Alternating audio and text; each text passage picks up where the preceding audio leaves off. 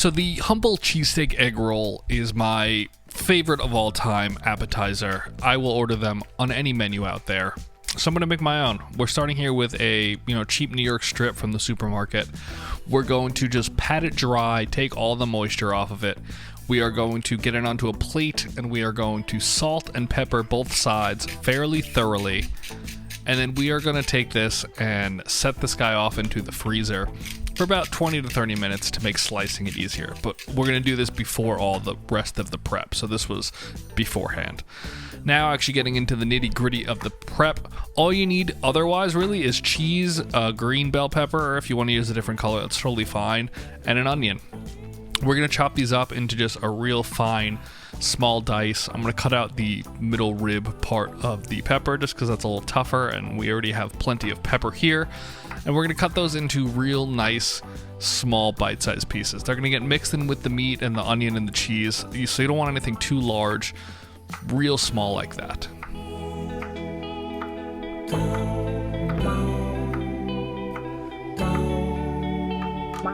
I like to overcut these and have more than I need just so I can really nail the ratio depending on how the meat looks after it's cooked down a bit. So I'm going to use this whole pepper except for the middle parts, and we're going to use half of that onion, but I'm not going to add all of that in when you actually get to the cooking part. You'll see I use all the pepper and about 3/4 of the onion. But then also just come in, dice the onion whatever way you like. As you know, this is the way I prefer. And then after you get those pieces cut, I'm going to just make sure there's no large pieces left over, because some cut off fairly larger. And just make sure everything is the same consistency, bite size, as the small pepper pieces.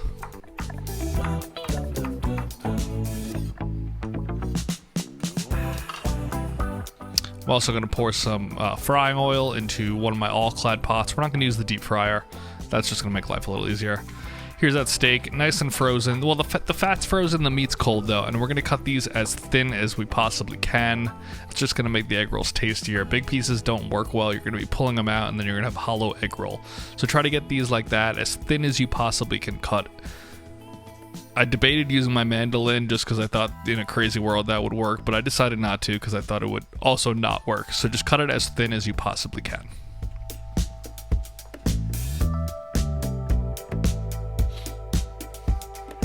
Add some oil into a pan. I'm going to cook this in my skillet just because I like it. And then throw that meat in. Hindsight, I wish I left some of the fat off. I, in my mind, thought that the fat would render out enough here that when I put it into the egg rolls in the fryer, it would render out further, but it didn't exactly as I wanted, so definitely trim a little fat off of yours. But just salt and pepper that meat, let it go for about a minute or two, and then you could start throwing in your pepper and onion.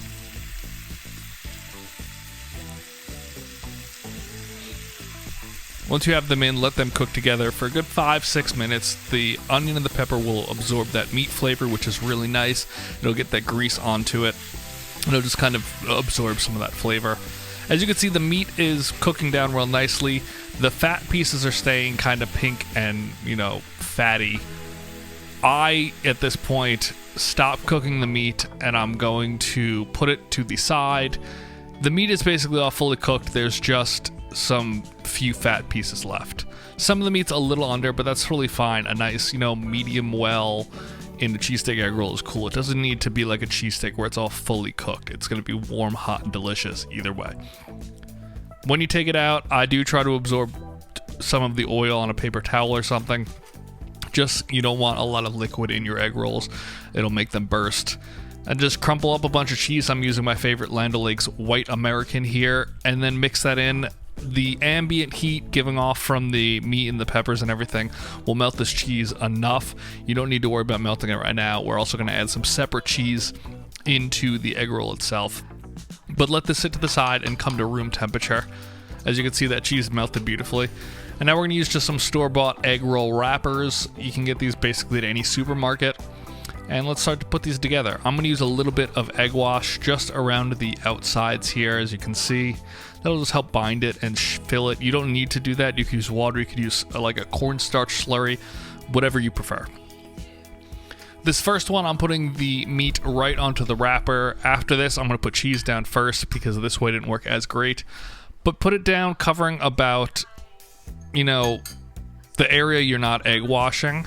There, I throw the cheese on the top. But you want to be able to fold this top part down, kind of pinch it together a bit, and be able to fold those sides over. So you want to make sure everything's kind of contained, and you could still flap those, you know, side corners in. As you can see, I'm about to do that here. Those come in, and then you roll down to that point in the middle. So you want to just kind of feel it out. You know, every wrapper is going to allow you more and more, but that's just a beautiful wrapper there. Cheese first this time. It just kind of, the cheese got in the way of that last wrap.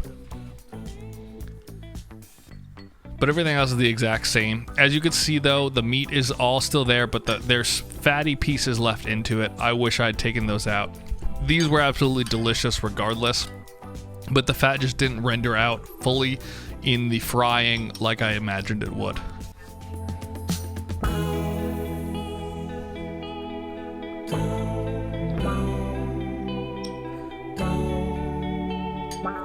As you can see, that cheese is also melted beautifully, just resting. Then it has that extra piece of cheese to give it a little extra pull factor. And then we're going to just fold these up the same way. Bring that top piece over, try to pinch it into itself a bit to really make sure there's no big gaps or air or anything. And then you're going to just fold those edges on up and then roll down to a point.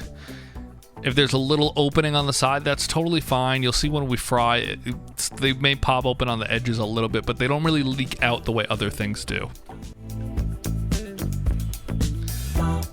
I let those sit in the freezer for about 10 minutes before I cook them, and now I'm going to pop them into the oil. This oil has 350-ish degrees. I'll put the Celsius down here also so you can see what it is. And now we're going to fry these for just about 3 minutes. They go very quick. You're looking more for color. They'll float. There's a nice golden brown there already after about a minute. Let them just do their thing, float, get some beautiful color. You don't really need to think about the time. You're going to see when they're done. Make sure your oil is staying warm, though. You added these cold items into it. And they're just going to do their thing. You know, all sides are submerged, so that's good. If you're pan frying them, just make sure you flip them every once in a while to get both sides fully covered. And then there, bam. See, that one popped open, but nothing leaked out, so you're good. You don't really need to baby these much.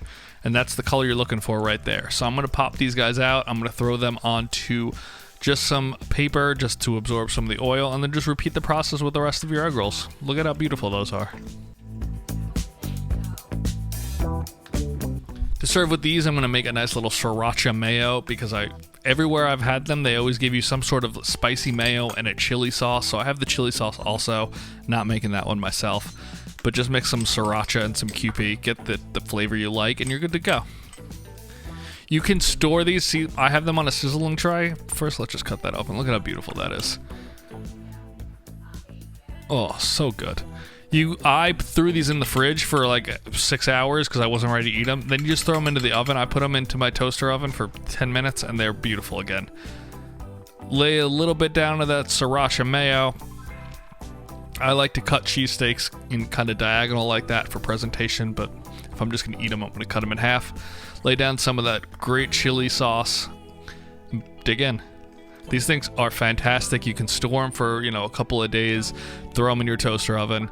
Look at how delicious that is. Crispy cheesesteak egg rolls, the best appetizer.